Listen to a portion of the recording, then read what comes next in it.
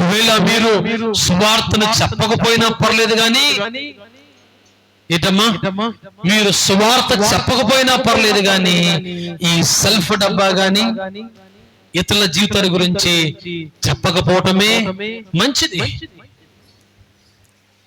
కారణం ఏంటంటే, మనం చెప్పేటప్పుడు అనుకుంటాం కదా, ఇలా చెప్తుంటే ఇది బాగుంది అనిపిస్తుంది మనకి. అలా ఇతరులకు తెలియపరుస్తుంటే చాలా సంతోషంగా ఉంటుంది మనకి. దయచేసి జ్ఞాపకం చేసుకునండి, అది మనకు సంతోషంగా ఉండొచ్చేమో కానీ ఇతరులకు ఎంతగానో బాధ కలిగిస్తుంది, ఇతరులు ఎంతగానో గాయపరుస్తూ ఉంది. కానీ సువార్త ఇప్పుడు కూడా ఇతరులను గాయపరచదు, ఇతరులను బాధ పెట్టదు. స్వార్థ ఇప్పుడు కూడా ఇతరులను బాధల్లో నుంచి వారికి విముక్తి కలుగు చేస్తుంది, ఇబ్బందుల నుంచి వారికి సంతోషాన్ని కలుగు చేస్తుంది. ఆ స్వార్థను నీవు నేను తెలియపరచాలి. అది చెప్పినప్పుడు, ఎందుకంటే చాలా మంది లోకంలో చూస్తే గనక నిరాశ నిస్పృహలు బ్రతికే వారు చాలా మంది ఉన్నారు. ఎవరైనా వచ్చి వారితో మాట్లాడితే బాగుండు అనుకున్న వారి లోకంలో చాలా మంది ఉన్నారు. అయ్యో, నన్ను ఆదరించేవారు ఎవరు లేరా, నన్ను ఓదార్చేవారు లేరా, నాకు సహాయం చేసేవారు లేరా అని చాలా మంది నిరాశ నిస్పృహలు బ్రతుకుతున్నారు. అలా బ్రతికి చాలా మంది ఏమైపోతారు తెలుసా, వారి యొక్క జీవితాన్ని అక్కడితో ముగించుకుంటున్నారు. అలాంటి వారు భూమి పైన చాలా మంది ఉన్నారు. దయచేసి వారి దగ్గరికి మనం వెళ్ళాలి, వారికి సత్య సువార్తను ప్రకటించాలి, వారికి రక్షణ మార్గాన్ని తెలియపరచాలి. ఎందుకంటే నీవు చెప్పే మాట వారి జీవితాన్ని మార్చివేస్తుంది. నీవు చెప్పే మాట ఇతరులను వారి యొక్క బాధల్లో నుంచి, వారి కష్టాల్లో నుంచి, వారి నిరాశ నిస్పృహలో నుంచి వారికి విడుదల కలుగజేస్తుంది. అలాంటి సత్య సువార్తను నీవు నేను తెలియపరచాలి. దేవునికి స్తోత్రం కలుగును గాక. మరొకటి చూస్తే గనక చాలా మంది చెప్పేది ఒకటి సెల్ఫ్ డబ్బా, ఇదే స్వార్థ అనుకుంటారు. రెండవది ఇతరుల జీవితాల గురించి చెప్పడమే స్వార్థ అనుకుంటారు. మరొకటి ఇది అందరూ చేసేదే, ఇతరులకు సలహాలు సూచనలు ఎవరు అడగపోయినా పర్లేదు. ఏం చేస్తాం తెలుసా, మన ఊరు కాకపోయినా, అసలు మన ఊరు కాకపోయినా, అసలు మనకు ఆ వ్యక్తి ఎవరో తెలియకపోయినా ప్రక్కల దగ్గరికి వెళ్ళి ఏం చేస్తే బాగుంటుందని ఎవరు అడిగారు అనుకోండి, అది మన చెవును పడితే చాలు సుమా. ఏం చేస్తావు తెలుసా, వాళ్ళు మనం పిలవపోయినా అక్కడికి వెళ్ళి మరీ ఏం చేస్తాం, వారికి సలహాలు ఇస్తుంటాం. నీ సలహా వారు విన్నా వినకపోయినా సరే మనం మాత్రం ఆగేదే లేదు. అసలు ఇతరులకు సలహాలు ఎంత బాగా చెప్తాము అంటే అంత బాగా తెలియపరుస్తాం మనం. దయచేసి దేవుని సంఘమా, సలహాలు చెప్పడంలో పెద్ద ఇబ్బంది ఏమీ లేదు, కానీ ఆ సలహాని చాలా మంది స్వార్థగా భావిస్తారు. అమ్మా, నేను చాలా మంచి పని చేశాను అనుకుంటారు. అది మాత్రము సరి అయిన మాట కాదని నేను తెలియపరుస్తాను. ఎందుకు అంటే సలహా ఎక్కడ వరకు అంటే వారు ఒక నిర్ణయం తీసుకునేంత వరకే ఆ సలహా. కానీ నీవు చెప్పే సువార్త వారి జీవితాన్ని సైతము కూడా మార్చివేస్తుంది. దేవునికి స్తోత్రం కలుగును గాక. కాబట్టి మనము చాలా సార్లు ఏం అనుకుంటామంటే, అమ్మయ్యా, నా సలహాతోనే తన జీవితం మారిపోయింది, నేను ఇచ్చిన సలహాతోనే తన జీవితం అంతా మారిపోయింది అనుకుంటారు. దయచేసి జ్ఞాపకం చేసుకునండి, నీ సలహా వల్ల ఎవరి జీవితము కూడా మారే అవకాశం లేదు. నీవిచ్చే ఆ సలహా వల్ల ఎవరి జీవితాలు మారవు. జీవితాలు మారాలి అంటే అది క్రీస్తు ద్వారా మాత్రమే. దేవునికి స్తోత్రం కలుగును గాక. ఆయన ద్వారా మాత్రమే మారుతాయి జీవితాలు, అంతే తప్ప నీవిచ్చే బోడి సలహాల వల్ల ఎవరి జీవితాలు మారవు. కాబట్టి దేవుని సంఘమా, ఈ మధ్యాహ్న కాలం ముందు ఎవరికైనా నువ్వు సలహా చెప్తున్నావు అంటే దయచేసి అది వారికి ఒక ఏమంటారు, వారు నిర్ణయం తీసుకున్నంత వరకే తప్ప మరి ముందుకి నీ సలహా వారికి ఉపయోగపడదు. కాబట్టి మధ్యాహ్న కాలమందు నువ్వు ఏ సువార్త ఇతరులకు తెలియపరుస్తున్నావో ఒకసారి మనం పరీక్షించుకోవాలి.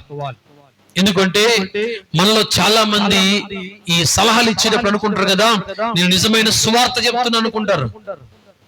నేను వారికి మంచి మాట చెప్పాను, మంచి సలహా ఇచ్చాను, వారి మార్గాన్ని లేదా వారి యొక్క జీవితాన్ని మార్చే సూచన ఇచ్చాను అనుకుంటారు చాలా మంది. దేవుని సంఘమా, అది కాదు వారి జీవితాన్ని మార్చేది. వారి జీవితాన్ని మార్చేది ఏంటో తెలుసా? క్రీస్తు యొక్క మార్గం. దేవునికి స్తోత్రం కలుగును గాక. అందుకని యోహాను సువార్తలో ప్రభు వారు చెప్పారు, నేనే మార్గం, నేనే సత్యం, నేనే జీవమునని ప్రభు వారు తెలియపరిచారు. కాబట్టి ఈ మధ్యాహ్న కాలమందు సత్యాన్ని మనం ఇతరులకు తెలియపరచాలి. ఒకవేళ నీ సువార్తను వినకపోతే దాన్ని ఒక సలహాగా వారు చెప్పొచ్చు, సూచనగా చెప్పవచ్చు. అంతేగాని ఏదో వేరే సలహా సూచనలు చెప్పేసి నేను సువార్త చెప్పేశాను, అమ్మా ఎంత మంచి పని చేశానని ఎప్పుడు కూడా అనుకోవడానికి ప్రయత్నం చేయవద్దు దేవుని సంగమా. కాబట్టి నీవు నేను మనం ఎప్పుడు కూడా సువార్తనితరులకు తెలియపరిచే విధంగా మనం ఉండాలి. అంతే తప్ప ఈ మూడు విషయాల్లో ఎప్పుడు కూడా మన సమయాన్ని దయచేసి వృధా చేసుకోవద్దని దేవుని సంగమా మీకు తెలియపరుస్తున్నాను. ఒకటి సెల్ఫ్ డబ్బా, రెండవది ఇతరుల యొక్క జీవితము, మూడవది ఇతరులకు సూచనలు సలహాలు. ఈ మూడు విషయాల్లో మనం ఎప్పుడు కూడా రాజీ పడం. అసలు ఇప్పుడు రాజీ పడతామా? ఎప్పుడు రాజీ పడం. దయచేసి ఈ మూడు విషయాలు కాదు మనము ఇతరులకు తెలియపరచాల్సింది. మనం తెలియపరచాల్సింది క్రీస్తు ఏ విధంగా నీ కొరకు ఈ లోకానికి వచ్చాడో, క్రీస్తు నీ కొరకు ఏ విధంగా ఆయన మరణించాడో, క్రీస్తు నీ కొరకు ఆయన ఏ విధంగా తిరిగి లేచాడో అదే విషయాన్ని వారికి తెలియపరచాలి. ఆ విషయం చెప్పాలి తప్ప ఈ సలహాలు, ఇతరుల గురించి, ఇతరుల జీవితాల గురించిన మాటలు, సెల్ఫ్ డబ్బా చెప్పడం వల్ల వారికి ఎలాంటి ఏం కలగదు? రక్షణ కలుగదు.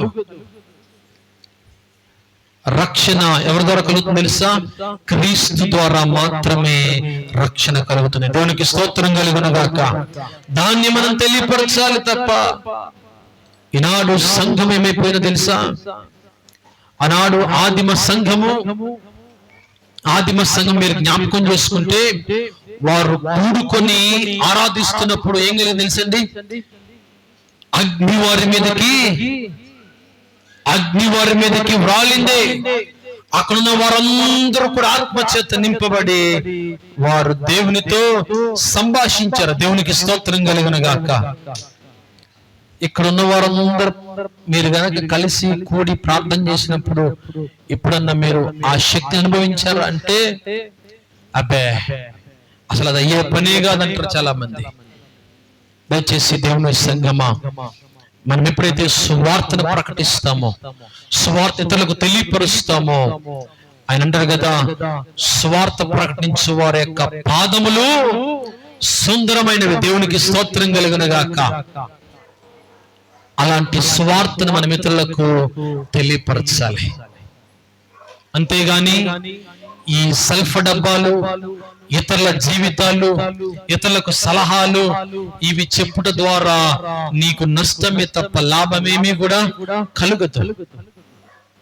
కాబట్టి ఈ విషయాన్ని గమనించిన సంఘమంతా కూడా క్రీస్తుని గురించిన సువార్తను తెలియపరచడానికి మనందరం కూడా ఏం కట్టుకోవాలి తెలుసా? నడుము కట్టుకోవాలి. అందుకని పౌలు గారు సంఘానికి రాస్తుంటాడు, అమ్మా మీరు స్వార్థ చెప్పేటప్పుడు ఎలా కట్టుకో తెలుసా? చేతికి ఉండాలి డాల్ ఉండాలి, మరొక చేతులు ఏముండాలి? చెప్పాలి? కత్తి. ఏదా కత్తి? సువార్తనే ఖడ్గం ఉండాలి. నీ నడుముకి ఏముండాలి? వాక్యమనే దట్టి కట్టుకోవాలి. చేతికి ఉండాలి. చదువుతారా వాక్యాన్ని? చూస్తారా ఒకసారి ఆ మాట?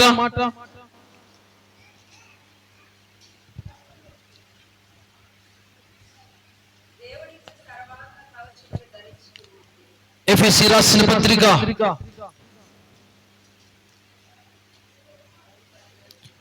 ఎఫెసీ రాసిన పత్రిక 6వ అధ్యాయము 14 నుంచి చదువుకుందాం.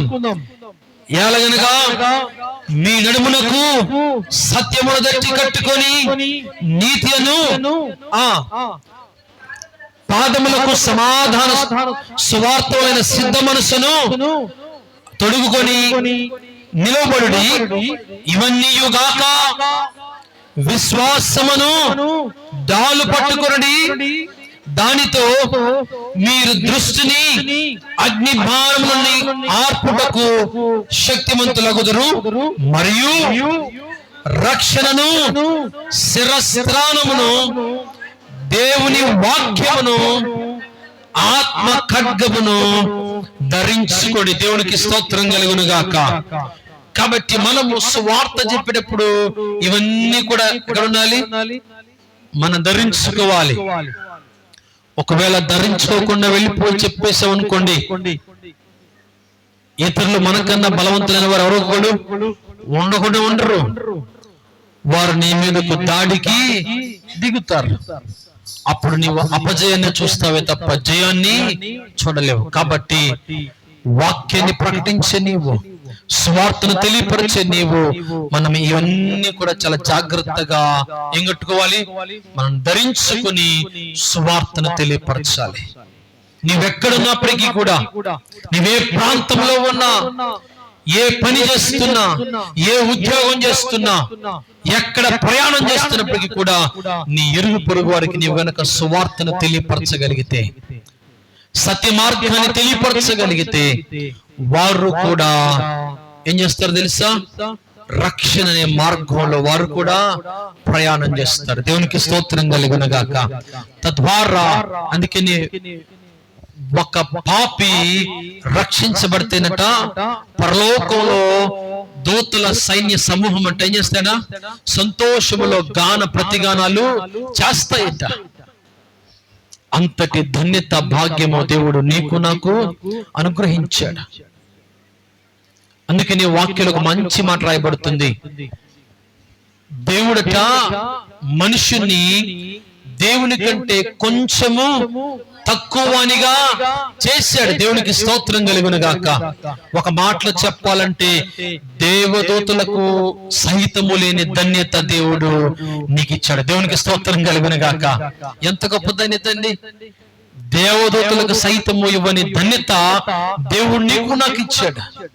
అంత ధన్యత కలిగిన నీవు నేను ఈనాడు ఏం చెప్తున్న ప్రజలకు, ఏం సువార్తను ప్రకటిస్తున్న ప్రజలకు, దయచేసి ఈ విషయాన్ని ఒక్కసారి గమనించాల్సిందిగా మీకు తెలియపరుస్తున్నాను. కారణం ఏంటంటే దేవుని యొక్క వాక్యం తెలియపరుస్తుంది.